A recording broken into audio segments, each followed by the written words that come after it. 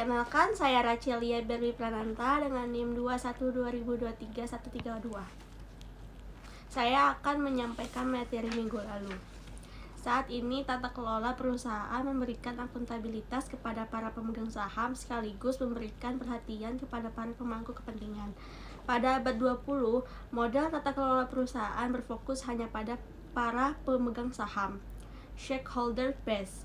Salah satu penyebab kegagalan perusahaan adalah karena terlalu fokus pada kepentingan pemegang saham dan mengabaikan kepentingan pemangku. 1. Definisi corporate governance. Kraiker 1984 menjelaskan definisi tata kelola perusahaan dengan sudut pandang luas yang mencakup akuntabilitas perusahaan terhadap sekelompok pemangku kepentingan dan masyarakat luas sebagai berikut. The governance role is not concerned with the running of the business of the company per se, but with giving overall direction to the enterprise, with overseeing and controlling the executive actions of management, and with satisfying legitimate of accountability and regulation by interests beyond the corporate boundaries. 2. Teori yang mendasari corporate governance. Beberapa teori telah berkembang untuk menjelaskan dan menganalisis tata kelola perusahaan sebagai berikut. A.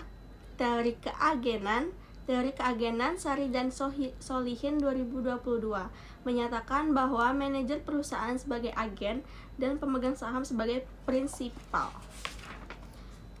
Ketiga,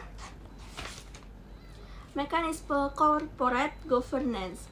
Mekanisme ini dihubungkan dengan konflik perusahaan akibat pemisahan kepemilikan dan pengelolaan perusahaan. Terdapat dua konflik yang terjadi, yaitu konflik kepentingan pemegang saham versus manajer. Umumnya ditemui di US and UK. Dan konflik kepentingan pemegang saham mayoritas umumnya di Indonesia, Jepang, dan Korea.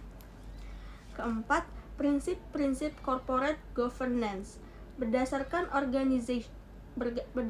Organization of Economic Cooperation and Development, Sari dan Solihin 2022 adalah A. Keadilan fairness, B. Akuntabilitas atau accountability, C. Tanggung jawab atau responsibility, D. Transparansi atau transparansi.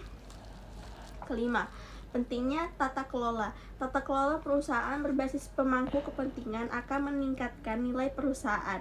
Sari dan Solihin 2022 menjelaskan bahwa model Wheeler and Davis 2007 mempertimbangkan pentingnya aset tidak berwujud, kapabilitas perusahaan, modal sosial, sumber daya manusia, reputasi, nilai-nilai manajemen, dan budaya organisasi yang relevan dengan tata kelola perusahaan berbasis pemangku kepentingan. Dan C. Implementasi GCG di Indonesia.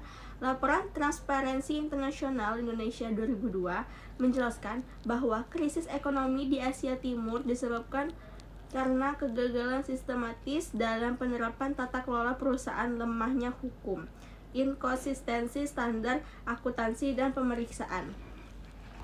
Untuk rangkuman, pada abad ke-20, modal tata kelola perusahaan berfokus hanya pada para pemegang saham,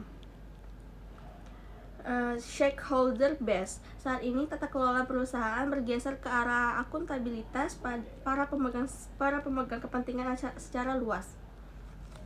2. Beberapa teori yang berkembang untuk menjelaskan dan menganalisis tata kelola perusahaan adalah teori keagenan, teori biaya transaksi, teori pemangku kepentingan. Pentingnya tata kelola yang baik perlu diikuti karena secara historis ketika pemangku kepentingan merasa memperoleh apa yang mereka inginkan dari perusahaan, maka mereka akan mengembalikan lebih banyak kepada perusahaan. Sekian, terima kasih.